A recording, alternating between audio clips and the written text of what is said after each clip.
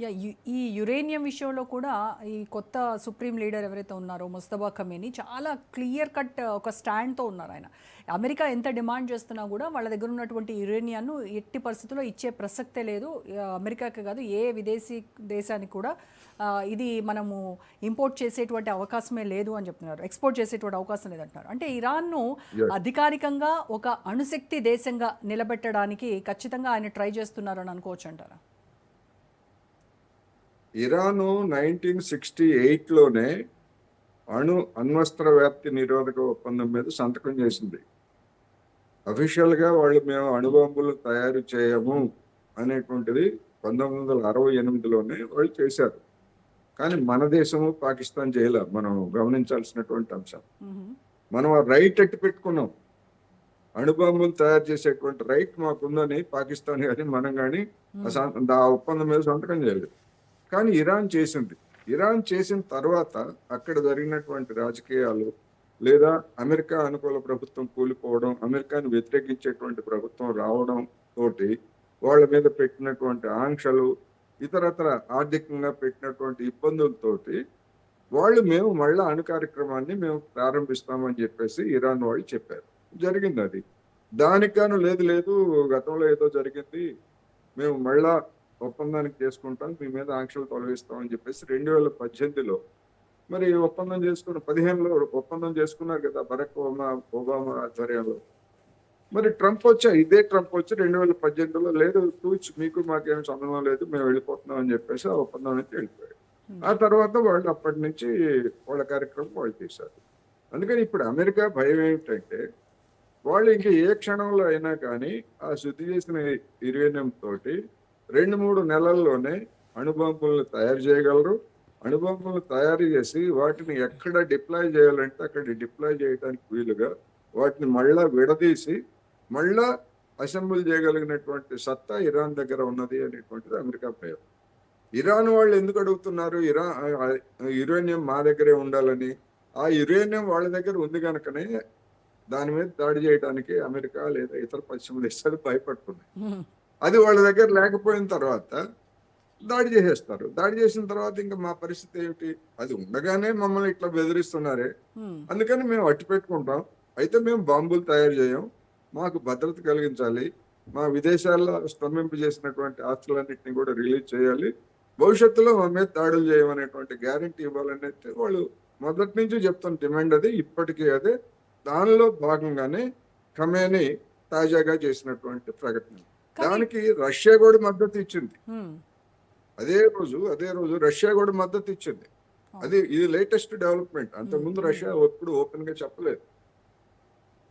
వాళ్ళ దగ్గరే పెట్టుకోవాలి, ఇరాన్ దగ్గరే అది యురేనియం ఉండాలి అనేటువంటి దాన్ని సమర్థించింది.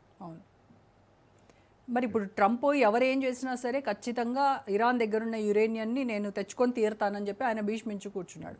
మరి అంటే ఒక సావరిన్ కంట్రీ దగ్గర నుంచి ఇలా అణు నిల్వలను బలవంతంగా లాక్కోవడం అనేది సాధ్యం అంటారా? ఆయన ఏదో వెనజువేలా మదురో అని ఎత్తుకొచ్చినట్టుగానే అంత సింపుల్గా అనుకుంటున్నాడా? అది సాధ్యం కాదని ఇప్పటికే అర్థమైపోయింది కదా. అదే అవి ఎక్కడున్నాయో కూడా ట్రంప్కి తెలియదు, అమెరికాకి తెలియదు, అవి ఎక్కడున్నాయో కూడా తెలియదు. ఇతనే చెప్పాడు అవన్నీ కూడా అక్కడక్కడ వేశారు, వాటన్నిటిని కలెక్ట్ చేయడం కూడా పెద్ద సమస్య అవుతుందని ఇదే ట్రంప్ చెప్పాడు. అందుకని ట్రంప్ ఏం మాట్లాడుతున్నాడో ఏమిటో అవన్నీ మైండ్ గేమ్, చీకట్లో బాణాలు వేసినట్టుగా మాట్లాడుతున్నాడు తప్ప ట్రంప్కి లేదా అమెరికాకి. ఎందుకంటే వాళ్ళు ఇన్ని దాడులు ఇన్ని చేసిన తర్వాత ఇరాన్ మరి అక్కడ కూడా ఆఫ్ఘనిస్తాన్ మాదిరి అది కూడా భౌగోళిక ప్రాంతంలో కొండలు గుట్టలు ఎక్కడ ఏముంటుందో కూడా తెలియనటువంటి పరిస్థితి ఉంది.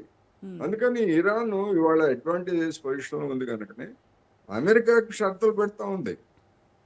మొత్తం మీద చూసినప్పుడు అమెరికా షరతులు పెట్టడం కాదు, అమెరికాకే షరతులు పెడతా ఉంది. వీళ్ళు లేటెస్ట్ గా తీసుకున్నటువంటి చర్య ఏమిటంటే యునైటెడ్ అరబ్ ఎమిరేట్స్ జలాలు కూడా మా హార్ముజ్ జలసంధి పరిధిలోకే వస్తాయి, దాన్ని కూడా మేమే కంట్రోల్ చేస్తున్నాం అని చెప్పేసి డిక్లేర్ చేసేది. మొత్తం హార్ముజ్ అంతా మాదే, మా నియంత్రణలోనే ఉంటుంది ఆ జలాలన్నీ కూడా అనేటువంటి ప్రకటన చేసిందంటే అర్థం ఏంటి? ట్రంప్ నీ ఆటలేమో సాగవు ఇక్కడ అనేటువంటిది స్పష్టంగా చెప్తాం. సార్, ఇన్ కేస్ కనుక యుద్ధం ముదిరితే ఇరాన్ కీలకమైనటువంటి హార్మోజ్ జలసంధిని కనుక మూసివేస్తే అప్పుడు ఏంటి సార్ పరిస్థితి ఏంటి, గ్లోబల్ ఎకానమీ పరిస్థితి ఏంటంటారు? పరిస్థితి ఏముంది ఇప్పుడు పరిమితంగానే ఆ, తమ మిత్ర దేశాల నౌకల్ని ఇరాన్ వదులుతా ఉంది. పర్మిషన్ ఉంది. ఇప్పటికీ వదులుతా ఉంది, రాబోయే రోజుల్లో కూడా వదులుతుంది. మ్మ్. లేదు అమెరికా ఇలాంటి పిచ్చి పనులు చేసి దాని మీద ఇంకా దాడులు చేస్తే రేపు భారత నౌకలను కూడా అది నిలేసే అవకాశం ఉంటుంది. ఎందుకని ఇంతవరకు మనం అమెరికా చర్యని ఎక్కడ ఖండించలేదు, తప్పుపట్టలేదు. మ్మ్. కనీసం దాడులు ఆపండి లేదా సంక్షోభాన్ని పరిష్కరించండి అనేటువంటి విజ్ఞాపన కూడా మన దేశం నుంచి రాలేదు. అవును.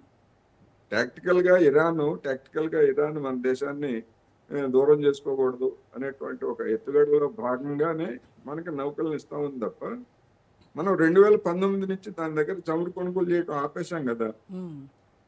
ఆపేసినప్పుడు ఇప్పుడు ఎందుకు అనుమతిస్తా ఉందంటే టాక్టికల్ ఎత్తుగడలు. ఎందుకంటే ప్రతివాడిని అందరినీ శత్రువులు చేసుకుంటే దానికి కూడా సమస్యే కదా.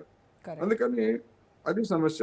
ఇప్పుడు అదే ఇరాన్ దగ్గర నుంచి మీరు చమురు కొనుగోలు చేయొచ్చు, అదే రష్యా నుంచి చమురు కొనుగోలు చేయొచ్చు అని చెప్పేసి డొనాల్డ్ ట్రంప్ కూడా చెప్తున్నాడు కదా. అది టాక్టికల్. మ్మ్. అమెరికా టాక్టికల్ గా ఉంది, ఇరాన్ టాక్టికల్ గా ఉంది. వాడు పర్మిషన్ ఇచ్చిన తర్వాత మన నౌకలకు పంపించడానికి ఇరాన్కి అభ్యంతరం ఏముంటది? దానికి డబ్బులు కూడా వస్తాయి కదా ఆర్థికంగా. అందుకని ఇవన్నీ కూడా ఆ, ఇప్పుడు ఇసుక తక్కడ, పేడ తక్కడ, చిక్కడ దొరకడు ఇట్లాంటి సినిమాలన్నీ మనం చూసాం కదా, రే చుక్క పగడి చుక్క. మ్మ్. ఇప్పుడు అది నడుస్తూ ఉంది. సార్ భారతదేశం కూడా ఈ దౌత్య చర్చలు, దౌత్య పరిష్కారాల వైపు కాకుండా ఇక్కడ దేశ ప్రజల్ని పొదుపు పాటించండి, అవి తగ్గించుకోండి, ఇవి తగ్గించుకోండి అని చెప్పడం, ఇది ఎంతవరకు దీన్ని ఈ రకంగా మనం పొడిగించగలమంటారు? ఇవన్నీ కూడా కొద్ది రోజులే. ఈ పొదుపు మంత్రాలు కానీ ఇవన్నీ కూడా కొద్ది రోజులే. ఇంకా రాబోయేటువంటి రోజుల్లో పరిస్థితులు ముదిరితే ఇంకా ఇబ్బందులు వస్తాయి. అందుకనే కదా వాడు నార్వే పత్రిక ఒక కార్టూన్ వేశాడు. ఏం కార్టూన్ వేశాడు? దానిలో ఇంధన భద్రత కోసం నేను అన్ని దేశాలు తిరుగుతున్నాను కదా నరేంద్ర మోడీ గారు చెప్పింది. అందుకని పాము ఆకారంలో పెట్రోల్ పోసే హ్యాండిల్ని పాము ఆకారంలో పెట్టి నరేంద్ర మోడీ గారు దాన్ని ఊతున్నట్టుగా ఒక బొమ్మ వేశారు. దాని మీద సరే రేసిస్ట్ అని అదని విమర్శలు వచ్చాయి, అభ్యంతరం చెప్తున్నారండి. అంటే చమురు కోసం నరేంద్ర మోడీ గారు పడరాని పాటలు పడుతున్నారు అనేటువంటిది అందులో ఉన్నటువంటి సారాంశంగా మనం తీసుకునేట్లయితే మరి మనకి నిజాలు చెబుతున్నట్టు తెలియట్లేదు కదా మనకి. మ్మ్. అంతా బాగానే ఉందంటున్నారు. ఇప్పుడు మళ్ళా మూడు రూపాయలు పెంచారు, తర్వాత 90 పైసలు అన్నారు. మళ్ళా కొద్ది రోజుల్లో 90 పైసలు, 70 పైసలు, 10 పైసలు ఈ పేరుతోటి మళ్ళా పెంపుదల కొనసాగించడం అనివార్యము చేస్తారు వీళ్ళు. అంతే తప్ప పైసా కూడా భరించగలిగినటువంటి శక్తి ఇవాళ కేంద్ర ప్రభుత్వానికి అప్పులు చేయాలి. మళ్ళా అవును. అప్పులు చేసి మరి జనాన్ని ఆదుకుంటున్నారు. అటువంటి చిత్తశుద్ధి ఉందా నరేంద్ర మోడీ ప్రభుత్వానికి అంటే అటువంటి చిత్తశుద్ధి లేదు అనేది మాత్రం స్పష్టంగా కనిపిస్తుంది. Right sir. Thank you so much Koteswararao గారు.